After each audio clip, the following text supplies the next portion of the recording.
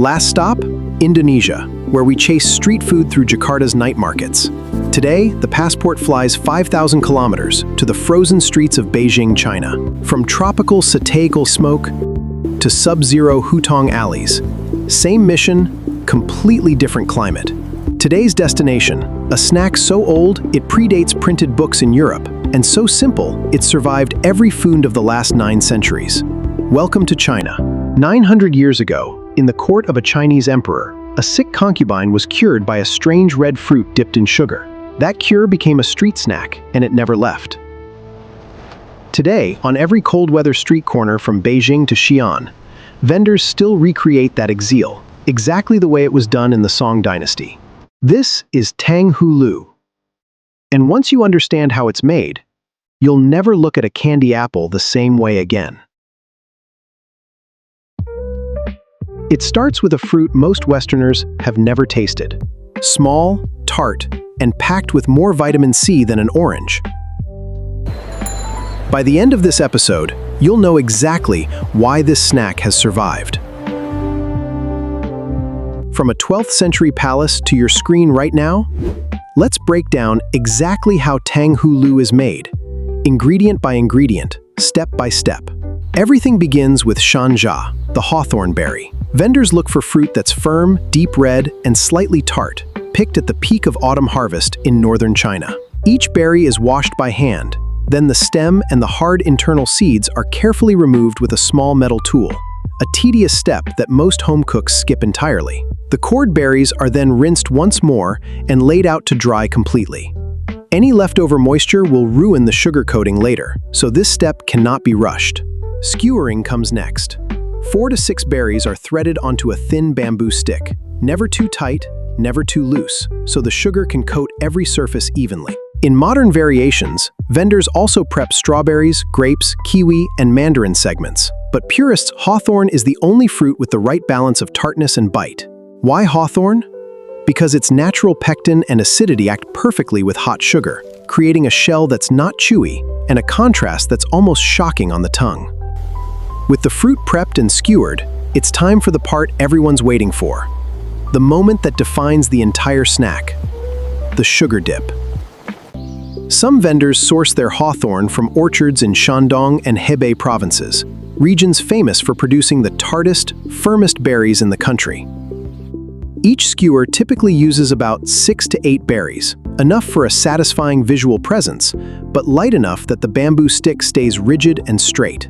The syrup is simple, just sugar and water, sometimes a touch of corn syrup or vinegar to prevent crystallization. But the simplicity hides a brutal margin for error.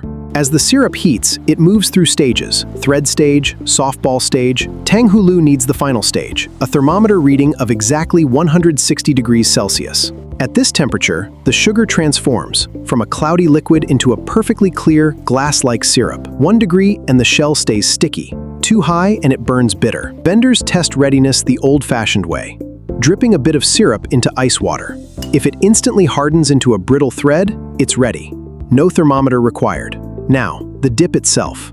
The skewer is tilted at an angle and rotated through the syrup in one fluid motion, coating every berry in a paper-thin layer of liquid glass. The excess syrup is shaken off with a quick flick of the wrist, a motion vendors perfect after years of repetition, leaving behind only the thinnest, most even coating possible. Within seconds, the syrup begins to set. The glossy wet shine slowly fades into a matte, glass-like finish, the exact moment the sugar starts hardening into its final form. Rows and rows of finished skewers are placed onto a cooling rack or a bed of ice, where they'll harden completely within just a couple of minutes. Some vendors add a splash of rice vinegar to the syrup, an old trick that prevents the sugar from recrystallizing into a grainy, cloudy mess before it hardens. Timing is everything from here. Once the syrup hits temperature, vendors have roughly a 2-minute window before it begins to darken and lose its perfect clarity. This is the moment that defines Tang Hu Lu. Not the taste, but the sound. A single tap, and the shell shatters like a thin pane of ice. Underneath that shell, the hawthorn stays surprisingly firm. Its natural pectin holds its shape even after the hot syrup bath, giving you a satisfying, dense resistance. 2 textures in 1 second. A sharp, brittle crack from the outside shell, then a dense, chewy resistance from the fruit center. The contrast is the entire point. Food scientists have studied this textural contrast, calling it one of the most satisfying pairings in traditional snack foods, right up there with the caramelized crust of a crème brûlée. Temperature matters too. In freezing Beijing winters, the cold air makes the sugar shell even more brittle, which is exactly why this snack is most popular when it's coldest outside. That perfect contrast, glass-hard shell, tart, dense fruit, is why Tang Hu Lu has never needed a redesign. It was perfect on day one. The shell is engineered to fracture, not slice. Press it from the side and it splinters outward, a design that's been structurally perfect for 900 years. The crack, the resistance. This is the entire reason snack became a cultural icon. Every step before this moment exists just to build toward it. While hawthorn remains the original, modern vendors across China have turned Tang Hu Lu into a canvas, experimenting with nearly any fruit firm enough to hold its shape. Strawberry Tang Hu Lu has become especially popular with younger generations. Its natural sweetness pairs beautifully with the same crisp sugar shell, minus the hawthorn's tartness. Grape versions use small, deep purple grapes. Their natural juiciness creates a dramatic interior contrast when the shell fractures, releasing a bead of dark liquid through the crack. Kiwi Tang Hu Lu adds a vivid green popular in southern China, where kiwi orchards thrive. The bright color contrast inside the clear shell makes it one of the most photographed variations. Some vendors use cherry tomatoes, a savory sweet twist that polarizes opinion but has become a viral sensation across Chinese food media in recent years. There are even luxury versions now, filled with red bean paste, rolled in sesame seeds, or finished with a drizzle of white chocolate. Tang Hu Lu has officially gone gourmet. But ask any vendor which variation clears out first, and the answer is always the same: the original hawthorn. Some traditions simply cannot be improved on.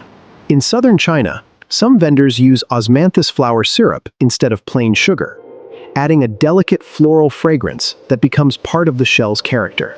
Night market versions sometimes get a finishing flourish, toasted white sesame seeds pressed into the sugar surface before it fully sets, adding a roasted nutty dimension to every crack. And for the adventurous, chili-dusted Tang Hu Lu, a sweet spicy mashup gaining a cult following in Gen Z street food culture across Beijing, Shanghai, and Chengdu. You'll find Tang Hu Lu vendors clustered, Wangfujing Street, the Forbidden City, and the old hutongs of central Beijing, especially as temperatures drop below zero. Prices are shockingly low, usually just 5 to 10 yuan, under $2, for a snack that demands real skill, fresh ingredients, and precise timing to produce correctly. Travel to northern China between October and February, and Tang Hu Lu isn't optional. It's one of the most atmospheric, essential street food experiences in the entire country. 900 years, one recipe, 0 revisions needed. That's the entire story of Tang Hu Lu. And honestly, it's one of the most perfect stories in all of street food. That's Tang Hu Lu, China's candied wand, and proof that the oldest recipes are often still the best. I'm Juan. Subscribe for more from Xity Kitchen Passport. The Passport's next flight? 11,000 kilometers east, across the Pacific, to a country with its own ancient obsession with sweet, sour, and spicy fruit on a stick. Chamoy, tajin, chili, lime, Mexico's street fruit cart is a flavor bomb that makes Tang Hu Lu's sugar shell look strained by comparison. The next passport stamp is gonna hurt, in the best way. From China's glass candy to Mexico's fire fruit. Same passport, completely different world. See you there.